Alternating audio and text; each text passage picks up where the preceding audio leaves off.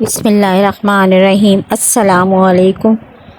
ربیع الاول دوسری تاریخ پیر کے روز حق تعالیٰ نے اسرائیل کو فرمایا کہ حضرت محمد صلی اللہ علیہ وآلہ وسلم کی خدمت میں جا کے ادب سے کھڑا ہو اور بے اجازت جان ان کی قبض نہ کرنا۔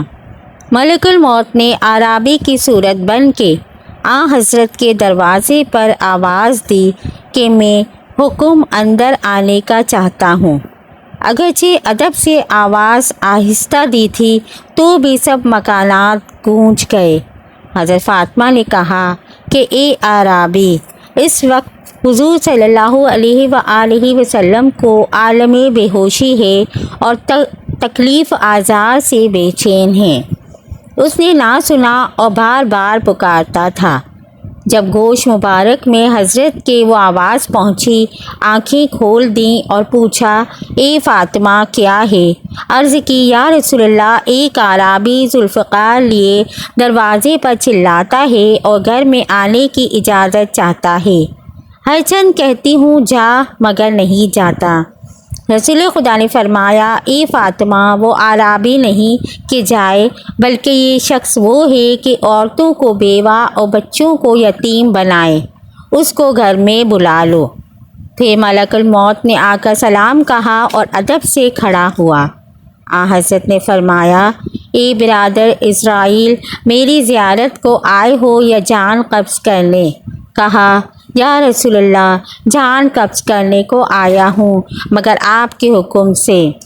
حضور صلی اللہ علیہ وآلہ وسلم نے فرمایا کہ ٹھہرو، جبرائیل آئے ہیں۔ جب جبرائیل آئے، رسول خدا نے فرمایا، اے جبرائیل، فرمان الہی تھا کہ عمر میری 90 برس کی ہوگی، ابھی تو 63 برس گزرے ہیں۔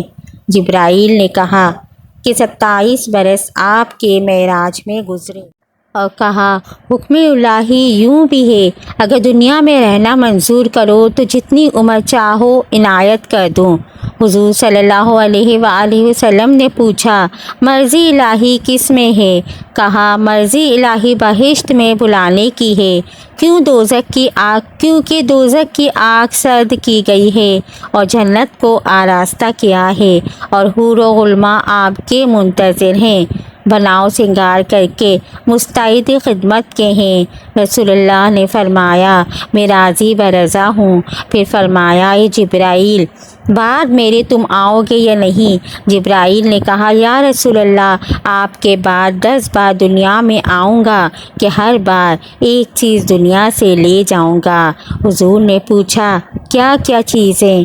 کہا، یا رسول اللہ، اول بار آپ کے گوہر صبر دنیا سے لے جاؤں گا، دوسری بار گوہر شرم، تیسری بار گوہر محبت، چوتھی بار گوہر عدل، پانچویں بار گوہر برکت، چھٹی بار گوہر سخاوت، ساتویں بار گوہر صداقت، آٹھویں بار گوہر حلال، نویں بار گوہر علم، 10ویں بار برکت قرآن مجید کی۔ یہ 10 چیزیں لے جاؤں گا۔ پھر آثار قیامت ظاہر ہوں گے اور اسرافیل سور پھونکیں گے۔ پھر حضور نے فرمایا کہ اے جبرائیل، حال میری امت کا میرے بعد کیا ہوگا؟ حق تعالیٰ نے فرمایا ہے کہ حضرت محمد کو کہو کہ امت اپنی مجھ کو سونپے تو قیامت کے دن صحیح سالم اس کو دوں۔ حضور نے پوچھا، اے جبرائیل، غسل میت مجھ کو کون دے گا اور کون کفن پہنائے اور نماز کون پڑھے اور میں کہاں دفنایا جاؤں گا؟ جبرائیل درگاہ الہی میں جا کر آئے اور کہا، یوں فرمان ہوا ہے کہ ابو بکر صدیق امامت کرے اور علی غسل دے اور کفن پہنائے اور عائشہ کے حجرے میں دفن ہو کر آپ آرام فرمائیں۔ پھر حضور نے وصیت کی کہ اے یارو، حلال و حرام میں فرق جاننا اور مال کی زکوٰۃ دینا اور فقیروں کو محروم نہ چھوڑنا، اور زن و فرزند، یتیم و ہمسائے پر شفقت کرنا اور تکلیف نہ دینا۔ اس وقت سب حاضرین مجلس کا غم ہے عجب حال تھا، کیونکہ نہ ان کے اور وہ سب نقش دیوار ہو گئے، خصوصاً حضرت فاطمہ۔ ان کو حضور نے فرمایا، جگر گوشہ، میری رنج نہ کھاؤ کہ بعد 6 مہینے کے تم بھی میرے پاس آؤ گی۔ اس وقت خاتون جنت کو تسکین ہوئی۔ پھر حضور صلی اللہ علیہ وآلہ وسلم نے فرمایا، اے اسرائیل، اب اپنے کام میں مشغول ہو۔ ملک الموت نے تب سینہ مبارک پر ہاتھ رکھا۔ پھر پیغمبر خدا نے ایک آہ بھری اور فرمایا، اے ملک الموت، مجھ کو ایسی ایذا پہنچی کہ میں نے جانا کہ ایک پہاڑ میری چھاتی پر آ پڑا۔ اور فرمایا کہ میری امت کو بھی ایسی تکلیف ہوگی۔ اسرائیل نے کہا، یا رسول اللہ، میں تو آپ کی روح مبارک بہت آسانی سے قبض کر رہا ہوں۔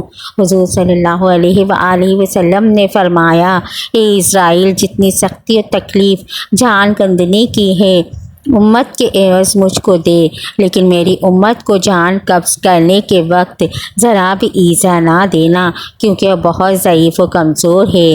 تب ملک الموت نے عہد کیا کہ جو کوئی آپ کی امت میں سے بعد نماز فریضے کے آیت الکرسی پڑھے گا، اس کی ایسی جان آسانی سے قبض کروں گا جیسے سوتے ہوئے بچے کے منہ سے ماں اس کی چھاتی نکال لے اور اس کو خبر نہ ہو۔ پھر حضور صلی اللہ علیہ وآلہ وسلم نے آخری وصیت یہ کی کہ اے یارو، بدی نہ کرو اور آئینہ سینے کو زنگ کینہ سے پاک رکھنا۔ بعد اس کے صحابہ نے پوچھا، یا رسول اللہ، قیامت کب آئے گی؟ حضرت نے کوئی جواب نہ فرمایا مگر اشارے کے لیے شہادت کی انگلی کو اٹھایا کہ بعد 1 برس کے، کوئی سمجھا بعد 1000 برس کے، اور کسی نے سمجھا کہ اس کا وہی معبود برحق جانتا ہے اور کوئی نہیں جانتا۔ بس اتنے میں حضور نے جان مبارک بحق تسلیم کی اور تمام حاضرین نے کہا، ان للہ و انا الیہ راجعون۔ اسی دم یار و اصحاب اور اہل بیت وغیرہ کی ماتم و غم سے جو کچھ حالت تھی، کیا ممکن کہ اس کا بیان ہو سکے؟ اور کئی روز تک صحابہ پر عالم بے ہوشی رہی۔ بہر صورت اسی وقت حضرت ابوبکر صدیق کے فرمانے سے حضرت علی نے غسل دیا اور کفن پہنایا اور جنازہ رسول اللہ کا تیار ہوا۔